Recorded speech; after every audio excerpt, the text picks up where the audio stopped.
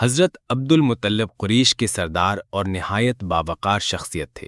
وہ خانہ کعبہ کی متولی بھی تھے اور مکہ کے لوگوں میں عزت کی نگاہ سے دیکھے جاتے تھے۔ جب حضرت محمد صلی اللہ علیہ وسلم 6 سال کی عمر میں یتیم ہوئے تو حضرت عبد المطلب نے آپ صلی اللہ علیہ وسلم کو اپنی کفالت میں لے لیا۔ وہ آپ صلی اللہ علیہ وسلم سے بے پناہ محبت کرتے تھے، حتیٰ کہ اپنے بستر پر آپ صلی اللہ علیہ وسلم کو سلاتے، جو کسی اور کو اجازت نہ تھی۔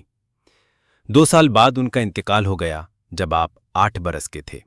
پھر آپ کی پرورش آپ کے چچا ابو طالب نے کی، جنہوں نے غربت کے باوجود آپ کی حفاظت اور محبت میں کوئی کمی نہ آنے دی۔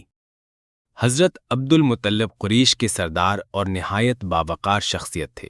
وہ خانہ کعبہ کی متولی بھی تھے اور مکہ کے لوگوں میں عزت کی نگاہ سے دیکھے جاتے تھے۔ جب حضرت محمد صلی اللہ علیہ وسلم 6 سال کی عمر میں یتیم ہوئے تو حضرت عبد المطلب نے آپ صلی اللہ علیہ وسلم کو اپنی کفالت میں لے لیا۔